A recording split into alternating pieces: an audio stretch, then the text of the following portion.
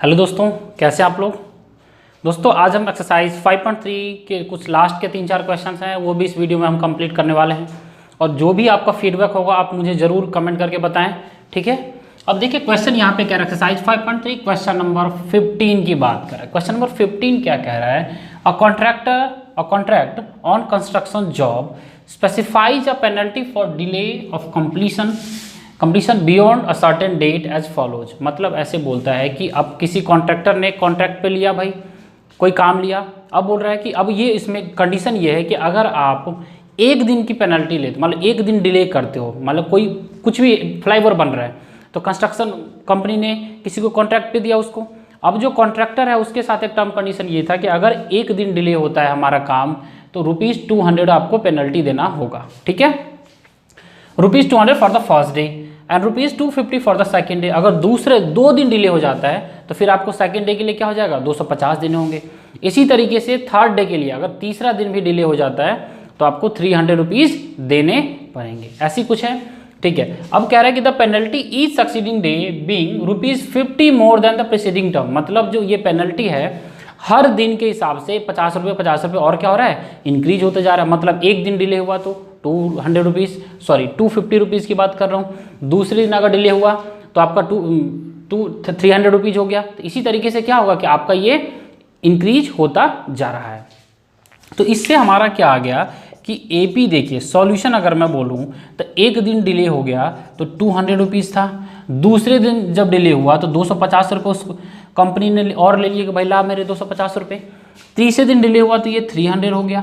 इसी तरीके से चलता जा रहा है। लेकिन क्वेश्चन क्या कह रहा है कि how much money the contractor has to pay as a penalty if he has delayed the work by 30 days. मतलब क्या किया उस कॉन्ट्रैक्टर ने, क्या किया गया भाई कि 30 डेज डिले कर दिया, काम को 30 दिन बाद कंप्लीट किया।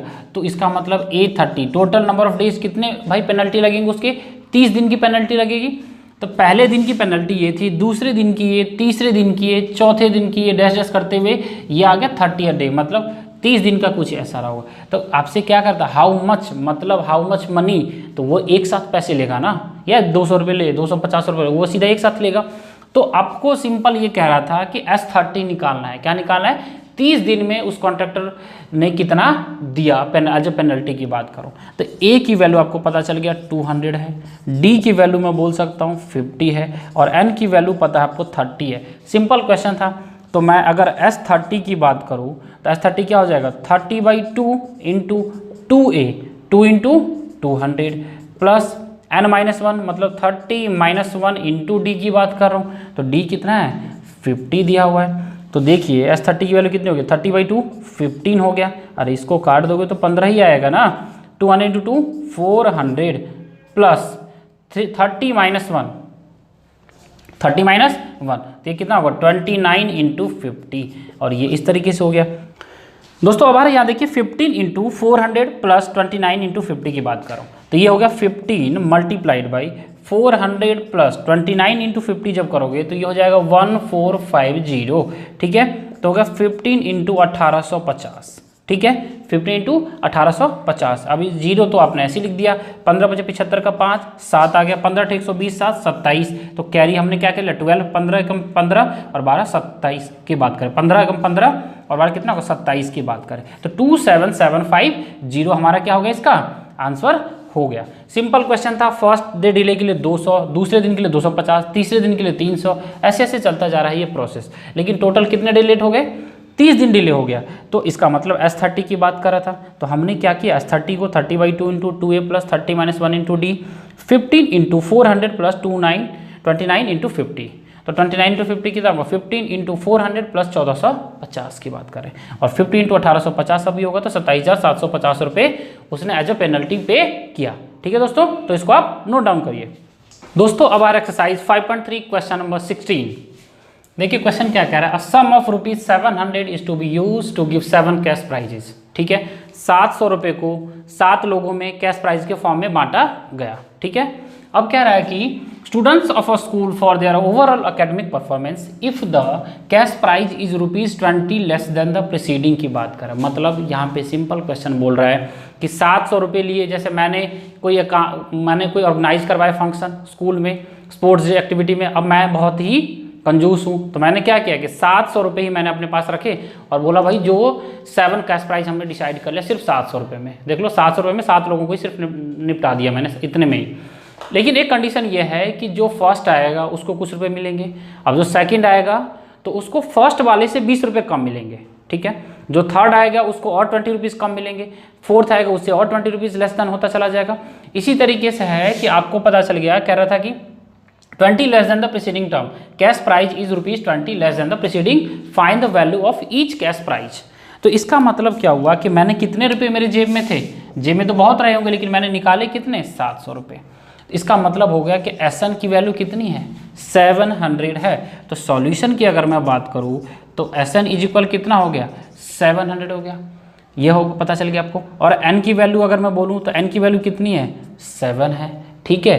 D की बात करूँ, D मतलब क्या, कॉमन डिफरेंस। देखो मान लो मैं पहले बच्चे को जो टॉप फर्स्ट आ रहा है उसको 100 रुपीज़ दे रहा हूँ, तो दूसरे को कितना दूंगा फिर, अब 80 दूंगा।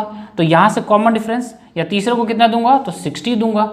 तो कॉमन डिफरेंस कितना आ रहा है, -20 का आ रहा है, 20 का नहीं भाई, -20 का, क्योंकि कॉमन डिफरेंस क्या होता है, succeeding term minus preceding term की बात करो तो 80 माइनस 100 क्या होगा, -20। यहाँ पे ध्यान रखना है बच्चे, मैक्सिमम टाइम यहीं पे गलती करते हैं, वो D को क्या मान लेते हैं, D को क्या मानते हैं, 20 मान लेते, तो वो जबकि गलत होता है। D कितना होगा, -20 होगा। समझ में आ रहा है आपको, ठीक है। अब देखिए SN पे, इस SN की वैल्यू में इसको पुट कर दो तो SN इज इक्वल क्या होता है, n/2 into 2A plus n-1 into D। तो ये हो गया 700 इज इक्वल, n/2 मतलब 7/2 इंटू 2A की बात कर रहा हूँ ना, तो 2 इंटू A आपको पता है क्या, नहीं पता, प्लस ये n-1 मतलब 7-1 इंटू D की वैल्यू कितनी है, -20। तो देखिए अब मैं इसको ऐसे लिख सकता हूँ 700, या तो आप इसको यहाँ से डायरेक्ट भी एलिमिनेट कर सकते हो, लेकिन अभी बाद में करते हैं। 7/2 इंटू 2A, 7 प्लस की बात करें तो ये 6 हो गया आपके पास, और 6 इंटू -20 की बात करें तो कितना हो गया, -120। कितना, -120 की बात करें, समझ में आ रहा है, -120 की बात कर रहा हूँ, ठीक है। अब यहाँ से इसको देखिए सॉल्व करते हैं, तो 700 आ चुका है, तो मैं इसको ऐसे लिख सकता हूँ 700 इज इक्वल 7/2 इंटू, इन दोनों से मैंने क्या किया, 2 कॉमन ले लेता हूँ, तो क्या होगा A-60। यहाँ पे कोई रोक सकता है क्या भाई, A-60 की बात कर रहा हूँ। तो देखिए कि जब A-60 आपके पास आ गया, हमने सिर्फ कॉमन लिया था क्या, यहाँ से 2 कॉमन लिया तो ये आ गया 2, और इसमें से 2 कॉमन लिया तो 60 आ गया। तो देखिए क्या इस 2 से इस 2 को रिमूव कर सकता हूँ मैं, बिल्कुल।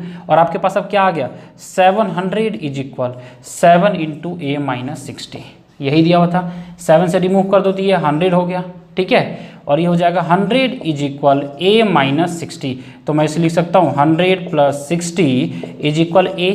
तो इसका मतलब क्या पता चल गया, A की वैल्यू कितनी है, 160 है। मतलब पहला जो कैश प्राइस था, जो टॉप फर्स्ट आ रहा था उसको 160 मिल रहे थे, तो इसका मतलब हो गया A1 की वैल्यू 160 है, तो A2 कितना हो जाएगा 160, और उसमें से 20 कर दो तो 140 हो जाएगा। इसी तरीके से जब मैं A3 करूँगा तो 140 में से भी 20 कर दो तो कितना होगा, 120 हो जाएगा। तो आपको क्या पूछा था, 7 कैश प्राइस, तो 7 कैश प्राइस अगर लिखना था आपको तो क्या लिख देते सीधा आप, 160 फिर 140 आ जाता, 120 100 80 की बात कर रहा हूँ, ये कितना आ जाता, 60 हो जाता, और ये 40, 1 2 3 4 5 6 7, ये 7 कैश प्राइज हो गए। मतलब जो फर्स्ट आ रहा है उसको 160 फिर 140 फिर 120 100 80 60 40 की बात करो। बहुत ही कंजूस था वो, अरे मैं ही अपनी बात कर रहा हूँ, ठीक है। तो ये इस तरीके से इसका क्वेश्चन था। तो चलिए इसको आप नोट डाउन करिए।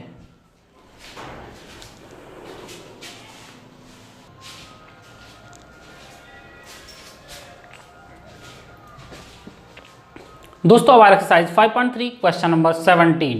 क्वेश्चन नंबर 17 एक नॉर्मल सोशल टाइप का क्वेश्चन दिख रहा है आपको। कह रहा है in a school students thought of planting trees in and around the school to reduce air pollution. उन्होंने सोचा कि भाई एयर पॉल्यूशन को रिड्यूस करने के लिए अपने स्कूल वगैरह में और आसपास के चारों तरफ क्या करना, मुझे प्लांट को करना है, प्लांट करना है हमें, ठीक है, ट्रीज को प्लांट करना है। इसके बाद कह रहे हैं it was decided that the number of trees that each section of each class will plant की बात कर रहे हैं, मतलब कह रहा है कि दैट, और उन्होंने ये भी डिसाइड किया कि जितने भी सेक्शन हैं हर क्लास में वो सब प्लांट ट्री को क्या करेंगे, प्लांट करेंगे, ठीक है। मतलब किसी भी क्लास में 4 सेक्शन है तो चारों सेक्शन अलग अलग ट्री को प्लांट करेंगे, ठीक। अब यहाँ पे क्या और कंडीशन देता है, that each section of each class will plant will be the same as the class in which they are studying की बात करें। उन्होंने ये डिसाइड किया कि अब जितने भी सेक्शन है, क्लास है, तो उन जैसे मैं फर्स्ट में हूँ, सेकंड, थर्ड, तो फर्स्ट क्लास 1 के जो स्टूडेंट होंगे वो 1 प्लांट करेंगे, क्लास 2 के स्टूडेंट जो होंगे वो 2 प्लांट करेंगे, क्लास 3 के जो स्टूडेंट होंगे वो क्या करेंगे, 3 प्लांट करेंगे। इसी तरीके से क्लास 4 के जो स्टूडेंट होंगे वो 4 प्लांट को प्लांट करने वाला है, 4 ट्री को प्लांट करने वाला है। तो यहाँ ध्यान से देखना आपको कि हम करेंगे क्या, what will be the plant for, क्या रहता है, each section of class 1 will plant 1 tree and each section of class 2 will plant 2 trees and so on till class 12। और यही प्रोसेस कब तक चलता रहेगा, क्लास 12 तक चलता रहेगा। पीछे गाड़ी आई हुई है और उसके लिए, गाय वगैरह के लिए, चारा के लिए। And so on till class 12। There are 3 sections of each class, how many trees will be planted by the student. मतलब बोल रहा है कि there are 3 sections of each class, तो हर क्लास में कितने सेक्शन है, 3 सेक्शन हैं। और ये कब तक चलता रहेगा, 1 से लेके 12 तक। तो ऐसे मान लो कि क्लास 1 का स्टूडेंट 1 प्लांट कर रहा है, लेकिन उसमें सेक्शन कितने हैं, तो 3, तो टोटल प्लांट कितना किया उन्होंने, 3 किया। क्लास 2 के स्टूडेंट की बात करूँ, उन्होंने कितने ट्री को प्लांट किया, तो 2 को। ये था आपके पास क्लास 1, क्लास 2, और इसमें सेक्शन कितने, तो 3, तो उन्होंने टोटल कितना किया, 6 किया। अगर मैं इसी तरीके से बोलूँ कि क्लास 3 की बात करूँ तो उनके कितने प्लांट करेंगे, वो 3 ट्रीज को प्लांट करेंगे। इनटू 3 की बात करो तो टोटल उन्होंने 9 कर दिया।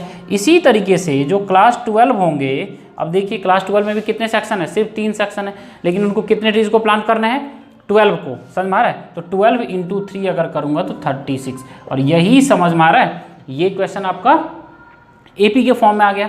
तो ध्यान से देखिए, अगर मैं इसका सॉल्यूशन कर रहा हूँ इस क्वेश्चन का, तो यहाँ एक चीज़ देखिए आप कि क्लास 1 के स्टूडेंट 3 सेक्शन है तो 1 1 1 3 हो गए।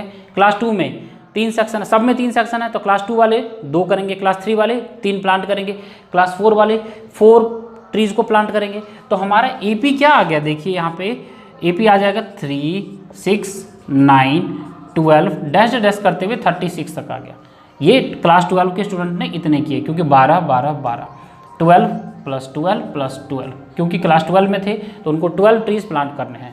तो आपसे क्या पूछ रहा था, how many trees will be planted by the student. Simple था SN, तो आपको पता चल गया A की वैल्यू 3 और D की वैल्यू कितनी है, 6 - 3 3, और N की वैल्यू कितनी है 12, क्योंकि क्लास 12 तक के ही बच्चे प्लांट कर रहे हैं। तो अब मैं S12 की अगर बात करूँ तो S12 क्या हो जाएगा, N/2 into A plus AN, यही होता है ना, N/2 into A plus AN। तो देखिए N/2 की बात करो, N की वैल्यू कितनी है, 12 है, बाई 2 इंटू A 3 प्लस 36 की बात करो। ये आपको नीचे नहीं दिख रहा होगा शायद, तो चलिए मैं इसको ऊपर ही लिख देता हूँ। तो मैं ऐसे लिख सकता हूँ कि ये क्या होगा, 12/2 इंटू 3 प्लस 36, तो ये होगा 12/2 क्या होगा, 6 हो गया। 6 इंटू 39 की बात करो तो ये कितना होगा, 9 6 54 का 4, ये 5 होगा, 6 3 18 और 5 23 की 234 प्लांट उन्होंने ट्रीज को उन्होंने प्लांट कर दिया। ठीक है दोस्तों, तो यही हमारा क्वेश्चन था, सिंपल क्वेश्चन था यार। इतने मतलब क्लास 1 के स्टूडेंट 1 करेंगे, क्लास 2 के स्टूडेंट 2 करेंगे, क्लास 3 के स्टूडेंट 3 करेंगे, लेकिन एक टर्म एंड कंडीशन दे दिया कि सभी सेक्शन वाले करेंगे। तो 1 इंटू 3 3, 2 इंटू 3 6, यही प्रोसेस चलता जाएगा। क्लास 12 में 12 उनको प्लांट करने हैं ट्रीज को, तो देखिए 12 इंटू 3 कितना होगा 36, और यही इसको हमने सिर्फ S36 करना था, 234 आ गया। चलिए इसको नोट डाउन करिए दोस्तों। अब आ रहा exercise 5.3 question number 18। Question number 18 क्या कह रहा है, spiral is made up of successive semi circles with centre alternatively at A and B, starting with centers at A of radii 0.5 cm, 1 cm, 1.5 cm, 2 cm. What is the total length of such spiral made up of 13 consecutive semi circle की बात करें। मतलब इस question का यह है कि एक सेमी स्पायरल स्टार्ट हो रहा है, तो स्पायरल आप देखते हो ऐसे स्टार्ट होता है ना, ऐसे ऐसे करके, ठीक है, इसको इस तरीके से समझना है। अब देखिए यहाँ पे क्या कह रहा था कि स्पायरल मीट स्टार्ट हो रहा है कहाँ से, ए से। अब ध्यान से देखिए कि एक सेमी सर्कल ड्रॉ हो गया, ठीक है, ऐसे। फिर यहाँ से देखिए एक दूसरा सेमी सर्कल स्टार्ट हो गया, यहाँ तक आ गया, ठीक है। अब फिर देखिए कि यहाँ से एक तीसरा सेमी सर्कल स्टार्ट हो गया, फिर यहाँ से देखिए चौथा सेमी सर्कल स्टार्ट हो गया, फिर यहाँ से पांचवा सेमी सर्कल स्टार्ट हो गया। मतलब आपसे क्या कह रहा है कि एक क्या कह रहा है, ये स्पायरल है और आपको क्या सक्सेसिव सेमी सर्कल के फॉर्म में है ये है। तो देखिए हमारा सेंटर ए हो गया ये वाला। अब ये देखिए एक सेमी सर्कल ये आपके पास हो गया, दूसरा सेमी सर्कल ये आपके पास हो गया, तीसरा अगर मैं बोलूँ तो ये आपके पास हो गया, फिर फोर्थ बोलूँ तो ये, फिफ्थ बोलूँ तो ये, इसी तरीके से सेमी सर्कल चलता रहेगा, ठीक है। अब लेकिन उसने कंडीशन दे दिया इस तरीके से कि जो पहला वाला सेमी सर्कल है उसका रेडियस है 0.5 सेंटीमीटर। तो देखिए सेमी सर्कल तो इतना है ना, ये यहाँ से यहाँ तक है ना आपका, देखिए यहाँ से यहाँ तक, तो इसका रेडियस कितना है 0.5 सेंटीमीटर। अब जो दूसरा वाला सेमी सर्कल है, दूसरा वाला सर्कल कहाँ पे है, देखिए ये फर्स्ट था आपका, ये सेकंड था आपका, ये कहाँ चला गया, ये थर्ड आपका हो गया, ये चौथा वाला हो गया, ये पांचवा वाला। तो दूसरा वाला देखो ये वाला, ये दूसरा दिख रहा है आपको, दूसरा वाले का रेडियस कितना है 1 सेंटीमीटर है। कितना है 1 सेंटीमीटर। तो मान लो देखो इसका टोटल डायमीटर यहाँ था, तो इसका रेडियस कितना है इसका 1 सेंटीमीटर है। और आपको इसी का पूछ रहा है कि भाई लेंथ निकालो कितने, ऐसे 13 तक चलते जाएंगे, ऐसे 13 तक चलते जाएंगे। हमारे बुक में भी है, देखना बुक में भी डायग्राम और अच्छे से दिया हुआ है। तो हमें इसका लेंथ पूछ रहा था ना, मैंने क्या किया है कि इस स्पायरल को यहाँ से यहाँ तक, इसका पहले सेमी सर्कल है ये, तो सेमी सर्कल क्या कर दिया, लेंथ ऑफ सेमी सर्कल की बात कर रहा था वही ना, या सर्कमफ्रेंस ऑफ सेमी सर्कल को फाइंड कर लेता हूँ मैं। तो देखिए पहला वाला जो था आपके पास वो इस शेप में था और इसका रेडियस कितना था 0.5 सेंटीमीटर, ऐसी था। तो मैं ऐसे लिख देता हूँ सेमी सर्कल के सॉल्यूशन अगर मैं बोलूँ तो if r is equal 0.5 centimetre, या फिर इसको मैं लिख सकता हूँ 1/2 सेंटीमीटर। समझ में आ रहा है। तो अब सेमी सर्कल की बात करूँ तो लेंथ ऑफ सेमी सर्कल की बात कर रहा हूँ, तो मैं अगर बोल दूँ लेंथ ऑफ सेमी सर्कल तो ये क्या होता है पाई आर होता है। कितना होता है पाई आर की बात करो। पाई आर क्यों, तो ध्यान से देखिए कि जब पूरा सर्कल है तो इसका सेमी सर्कल, इसका सर्कमफ्रेंस क्या होता है 2 पाई आर होता है। तो अगर आधे की बात करूंगा मैं तो आधे का क्या हो जाएगा पाई आर ही होगा ना। तो पाई की वैल्यू कितनी 22/7 और आर की वैल्यू कितनी है 1/2। तो ये कितना चला गया 11, तो कितना हो 11/7 सेंटीमीटर। अब इफ़ मैं अगर बोल दूं r is equal 1 centimetre, r की वैल्यू कितना है अब 1 सेंटीमीटर, क्योंकि पहले वाले के लिए तो मैं कर चुका हूं। अब अगर दूसरा सेमी सर्कल है, देखिए दूसरा सेमी सर्कल कौन सा, तो ये बड़े वाले सर्कल की बात करो, यहाँ से इसकी बात कर रहा हूँ, ठीक है। यहाँ से ये डॉटेड से मैं अगर रिप्रेजेंट कर रहा हूँ तो इसकी बात कर रहा हूँ। तो अगर उसका रेडियस अगर r है तो इसका सेमी सर्कल क्या हो जाएगा, तो पाई आर की वैल्यू कितनी हो जाएगी, पहला पाई आर 2 की बात करूँ, ये आपका पाई आर 1 था, ये पाई आर 2 की बात करूँ तो 22/7 इंटू 1 तो ये कितना होगा 22/7 सेंटीमीटर हो जाएगा, ठीक है। इफ़ r की वैल्यू हो जाएगी 1.5 सेंटीमीटर, ठीक है। तो अगर मैं बोल दूँ पाई आर 3, ठीक है, तो पाई आर 3 कितना होगा 22/7 इंटू r3 मतलब 1.5 सेंटीमीटर। तो क्या 1.5 को मैं 3/2 नहीं लिख सकता हूँ, अरे ये 1.5 है, 1.5 क्या होता है 3 का क्या है हाफ है ना। देखो 1 का डबल 2 और 0.5 का डबल 1, तो टोटल किसका हाफ है ये 3 का हाफ है। मैंने सिर्फ इसको क्या किया फ्रैक्शन में कन्वर्ट कर दिया। अगर ऐसे भी समझ नहीं आया तो 1.5 को तुम 15/10 लिख सकते हो ना। तो देखो 5 3 जार 15 और 5 2 जार 10, अभी भी इससे भी 3/2 आ गया। तो देखिए 7 अगर मैं 2 से कर दूं तो ये कितना होगा 11 और ये होगा 33/7 सेंटीमीटर। तो इससे उसने एक सीक्वेंस हमें पता चल गया इस डायग्राम को देखने पे कि क्या हुआ कि एपी के फॉर्म में आ रहा, मतलब पहले सेमी सर्कल जो है, ये पहला जो सेमी सर्कल है उसका लेंथ कितना है 11/7 सेंटीमीटर, दूसरे का 22 सेंटीमीटर, तीसरे का 33 सेंटीमीटर। तो ये क्या आ रहा है देखिए, ये एपी के फॉर्म में नहीं आ रहा, 11/7 22/7 33/7 और डैश डैश चलते जा रहा है कहाँ पे A13 तक, मतलब 13th सेमी सर्कल की बात करें 13वीं सेमी सर्कल तक ये चला जा रहा है। तो आपको क्या पूछ रहा था what is the length, the total length of such spiral made up of 13 consecutive semi circle, मतलब आपका इसका टोटल लेंथ पूछ रहा था। तो ए आपको पता चल चुका है। और अगर डी मैं बोलूँ तो क्या होगा 22/7 माइनस 11/7, तो ये हो जाएगा 11/7। एन की वैल्यू आपको पहले से पता है 13 है, तो अगर मैं S13 की बात कर दूँ तो क्या हो जाएगा 13/2 इंटू 2 इंटू ए 11/7 प्लस 13 माइनस 1 इंटू डी मतलब 11/7। यही है ना भाई, यहाँ तक समझ में आ रहा है आपको? सिंपल क्वेश्चन था। तो देखिए, तो 13/2 की बात कर रहा हूँ, यहाँ पे मैं इसको लिख सकता हूँ कि 13/2 इंटू 11 इंटू 2 कितना होगा 22/7 प्लस 13 माइनस 1 कितना हो जाता है 12, और 12 इंटू 11 तो मैं इसको लिख सकता हूँ 12 इंटू 11/7। ये समझ में आ रहा है आपको? ये हमारा यहाँ तक हमने कर दिया। अब इसको ऊपर चलते हैं। देखिए, इसको अगर मैं डायग्राम मिटा दूं क्या, या फिर देखिए मैं इधर ही मिटा देता हूँ, ठीक है? आ जाइए, इधर की बात कर रहा हूँ। तो ये आपके पास क्या आ गया 13/2 इंटू 22/7 की बात कर रहा हूँ, तो 22/7 प्लस 12 इंटू 11 करोगे तो ये कितना होता है 132/7 आ गया। तो 13/2 इंटू इन दोनों का एलसीएम लोगे तो 7, और ये कितना आ जाएगा 22 प्लस 132, ये आपका आ गया।